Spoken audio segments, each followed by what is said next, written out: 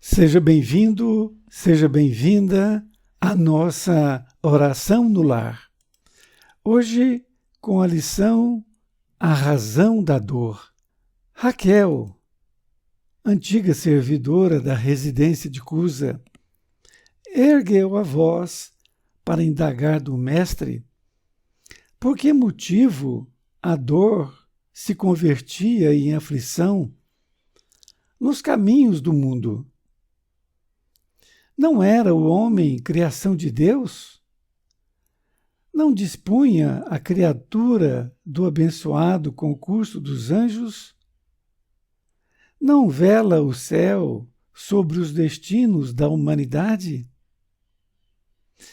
Jesus fitou na interlocutora o olhar firme e considerou: a razão da dor humana procede da proteção divina. Os povos são famílias de Deus que, à maneira de grandes rebanhos, são chamados ao aprisco do alto. A terra é o caminho. A luta que ensina e edifica é a marcha. O sofrimento é sempre o aguilhão que desperta as ovelhas distraídas à margem da senda verdadeira. Alguns instantes se ecoaram mudos e o mestre voltou a ponderar. O excesso de poder favorece o abuso. A demasia de conforto, não raro, traz o relaxamento. E o pão que se amontoa de sobra costuma servir de pasto aos vermes que se alegram no mofo. Reparando, porém, que a assembleia de amigos lhe reclamava explicação mais ampla, elucidou fraternalmente. Um anjo, por ordem do Eterno Pai, tomou à própria conta um homem comum, desde o nascimento. Ensinou-lhe a alimentar-se, a mover os membros e os músculos, a sorrir, a repousar e a asilar-se nos braços maternos. Sem afastar-se do protegido, dia e noite, deu-lhe as primeiras lições da palavra e, em seguida, orientou-lhe os impulsos novos, favorecendo-lhe o ensejo de aprender a raciocinar, a ler, a escrever e a contar. Afastava-o, hora a hora, de influências perniciosas ou mortíferas de espíritos infelizes que o arrebatariam, por certo, para o sorvedouro da morte. Soprando-lhe ao pensamento ideias iluminadas aos clarões do infinito bem, através de 1000 modos de socorro imperceptível, garantiu-lhe a saúde e o equilíbrio do corpo. Dava-lhe medicamentos invisíveis, por intermédio do ar e da água, da vestimenta e das plantas. Vezes sem conta, salvou-o do erro, do crime e dos males sem remédio que atormentam os pecadores.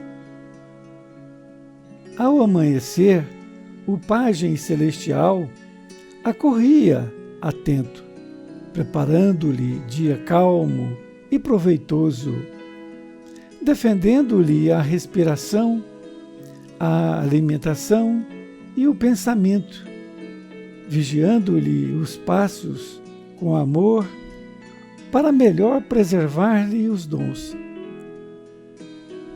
Ao anoitecer, postava-se-lhe à cabeceira, amparando-lhe o corpo contra o ataque de gênios infernais, aguardando-o com maternal cuidado para as doces instruções espirituais nos momentos de sono. No transcurso da vida, guiou-lhe os ideais, auxiliou-o a selecionar as emoções e a situar-se em trabalho digno e respeitável. Clareou-lhe o cérebro jovem, insuflou-lhe entusiasmo santo rumo à vida superior e estimulou-o a formar um reino de santificação e serviço, progresso e aperfeiçoamento no lar. O homem, todavia, que nunca se lembrara de agradecer as bênçãos que o cercavam, fez-se orgulhoso e cruel diante dos interesses alheios. Ele, que retinha tamanhas graças do céu, jamais se animou a estendê-las na terra e passou simplesmente a humilhar os outros com a glória de que fora revestido por seu devotado e invisível benfeitor. Quando experimentou o primeiro desgosto que ele mesmo provocou, menosprezando a lei do amor universal, que determina a fraternidade e o respeito aos semelhantes, gesticulou, revoltado, contra o céu, acusando o Supremo Senhor de injusto e indiferente. Aflito, o anjo guardião procurava levantar-lhe o ideal de bondade, quando um anjo maior se aproximou dele e ordenou que o primeiro dissabor do tutelado, endurecido por excesso de regalias, se convertesse em aflição. Rolando mentalmente de aflição em aflição, o homem começou a recolher os valores da paciência, da humildade, do amor e da paz com todos, fazendo-se então precioso colaborador do Pai na criação. Finda a historieta, esperou Jesus que Raquel expusesse alguma dúvida, mas, emudecendo a servidora, dominada pela meditação que os ensinamentos da noite lhe sugeriam, o culto da Boa Nova foi encerrado com ardente oração de júbilo indefinível. Querido amigo, querida amiga, aqui estamos nós com a lição A Razão da Dor. Permita-me fazer alguns comentários. Nesta lição, inicia dizendo que Raquel estava junto ao mestre, na reunião que sempre faziam, e ela perguntou a Jesus por que motivo a dor se convertia em aflição nos caminhos do mundo. Ela questionou que o homem não era criação de Deus, não dispunha também a criatura o abençoado concurso dos anjos, isto é, a ajuda dos anjos guardiães, não vela o céu sobre os destinos da humanidade? Essas colocações de Raquel, ela dizia por que a dor se convertia em aflição, por que precisava da dor em nós todos, homens aqui encarnados. E ela questionava dizendo que o homem era a criação de Deus e tinha o abençoado concurso dos anjos, ajuda dos anjos guardiães. E também o próprio céu velava pelo destino da humanidade. E Jesus fitou na interlocutora e considerou firme. A razão da dor humana procede da proteção divina.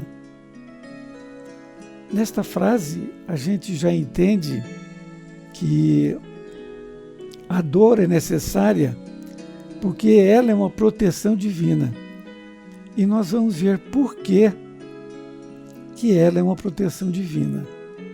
Ele diz que os povos são famílias de Deus, que, à maneira de grandes rebanhos, são chamados ao aprisco do alto.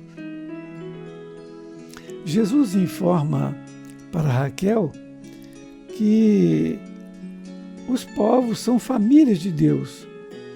E ele está bem atento a essas questões dos seus grandes rebanhos para que pudessem todos seguir em direção ao alto.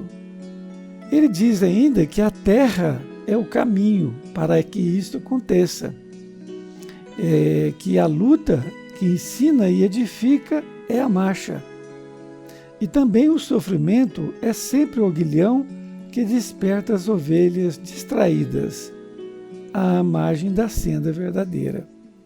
Nos informa Jesus que todos nós vamos evoluir, nós vamos para o alto. E que a terra é o caminho. Nossa terra, aqui onde vivemos, é o caminho pelo qual nós vamos trilhar esta evolução. E disse que a luta que ensina e edifica é a marcha. Em outras palavras, nós temos que marchar com luta e aprendendo e edificando.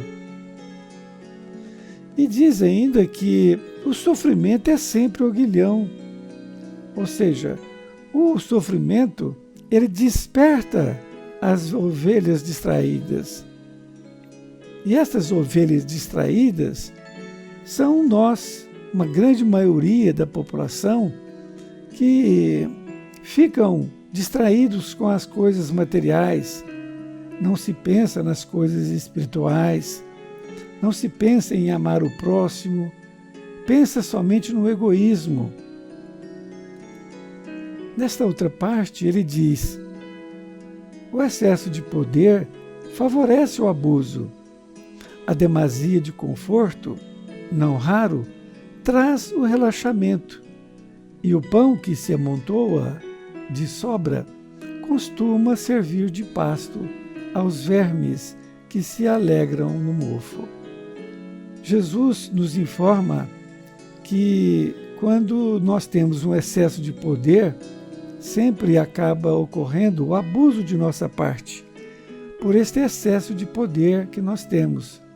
E quando nós temos em demasia o conforto, nós também ficamos relaxados, ficamos sem fazer nada. O pão que se amontoa é quando está sobrando muitas coisas no nosso lar, que nós estamos amontoando, onde os vermes se alegram no mofo. Jesus elucidou ainda fraternalmente, dizendo que um anjo, por ordem do Eterno Pai, tomou à própria conta um homem comum desde o nascimento. A exemplo do nosso anjo de guarda, nosso anjo guardião, um determinado anjo desse tomou desde o nascimento uma determinada criança. E ele começou a ensinar tudo para ela com o maior desvelo, não deixando nenhum momento sozinho. Ensinou-lhe a alimentar-se, a mover os membros e os músculos, a sorrir, repousar e também repousar nos braços maternos. Ele deu-lhes as primeiras lições da palavra e afastava-o, hora a hora, de influências perniciosas. Dava-lhe medicamentos invisíveis por intermédio do ar e da água, das vestimentas e das plantas. Cuidava, então, desta pessoa com totalmente desvelo, muito mais do que se faz um determinado anjo de guarda. Ele salvou do erro, do crime e dos males que atormentam os pecadores. E desta forma, esse anjo amparou a todo momento aquela pessoa. O homem, todavia, que nunca se lembrara de agradecer as bênçãos que o cercavam, fez-se orgulhoso e cruel diante dos interesses alheios. Quando essa criança se tornou homem, ele se tornou um orgulhoso e cruel, e ele não se lembrava das bênçãos que tinha recebido. E ele jamais agradeceu essas lembranças. E ele então passou simplesmente a humilhar os outros. Quando ele experimentou o primeiro desgosto que ele mesmo provocou, menosprezando a lei do amor universal, que determina a fraternidade e o respeito aos semelhantes, gesticulou revoltado contra o céu, acusando o Supremo Senhor de injusto e indiferente. Quando o seu anjo guardião deixou que ele experimentasse o primeiro desgosto que ele mesmo provocou ali devido à lei de amor universal, ele menosprezou a lei do amor universal. E ele gesticulou, se revoltou contra o céu, acusou até o Senhor de injusto e indiferente. E aflito, o anjo guardião procurava levantar-lhe o ideal de bondade. Mas aí chegou em socorro a esse anjo guardião um anjo maior. Se aproximou dele e ordenou que o primeiro dissabor do tutelado endurecido por excesso de regalias se convertesse em aflição. Este anjo maior então determinou que todo dissabor que ele sofresse, ele tinha que ter aflição. Ele, na verdade, pediu para que o anjo guardião totalmente se afastasse ali do seu tutelado. Assim o homem começou a recolher os valores da paciência, porque ele passou a ter as aflições. Ele começou a aprender a paciência, a humildade, o amor, a paz de todos, fazendo então um precioso colaborador do Pai na criação. E Jesus, finda a história, ele espera que Raquel fale alguma coisa, mas ela emudeceu, porque ela estava em meditação, assimilando todo aquele conteúdo. Nesta lição, nós temos duas colocações. Primeiro, sobre o anjo guardião. Cada um de nós possui um espírito mais evoluído do que nós, que nos acompanha desde o nosso nascimento. E ele está sempre conosco, esse anjo de guarda. Ele está sempre conosco em todos os momentos. Mas nós temos que estar sintonizado com ele, para que ele possa estar junto conosco, quando nós estamos querendo fazer a coisa certa, fazer o bem. Agora, se nós nos afastamos dele e que nós achamos que somos super-homens e nós somos orgulhosos, ele também se afasta, para que nós possamos colher o que nós estamos plantando. Porque se nós plantarmos o ódio, a lei de causa e efeito fará com que nós possamos colher o ódio mais na frente. E assim, pela dor, nós vamos também ali aprender. E uma outra colocação sobre esse anjo guardião, nós podemos comparar com um pai aqui na Terra. Todos nós que somos pai, nós queremos o melhor para os nossos filhos. E desta feita, nós temos que dar educação para eles. E muitas vezes, alguns pais querem ser amigos dos filhos. Eles não querem ser pais. A diferença é que ser pai é necessário que você ensine a pessoa, que você ensine o filho, que você repreenda o filho nas horas que são necessárias. Ser amigo é você se igualar a um amiguinho dele, o que não leva a nada, esse tipo de coisa. Ele está se furtando a sua responsabilidade de pai e de mãe.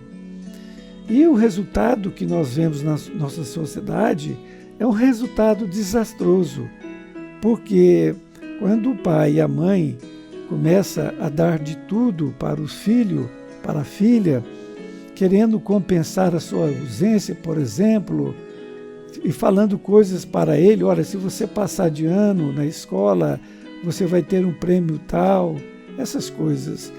Isto tudo vai fazendo com que a pessoa ache que a vida é aquilo. E quando ela se torna adolescente, por exemplo, ela vai perceber que o mundo não é aquilo que a mãe e o pai estavam fazendo. E ele vai se rebelar. Ele vai achar que ele tem que ter tudo aquilo. Ele tem que ter um carro, por exemplo, que muitas vezes o pai e a mãe não podem comprar. E assim por diante, uma namorada ou um namorado já não se consegue com essa facilidade que o pai e a mãe colocou durante o seu crescimento. Desta forma, que nós possamos, em nossas famílias, relembrar esses ensinamentos que são grandiosos, que aqui Jesus nos deixou. Um grande abraço e até mais ver, e fique com Deus.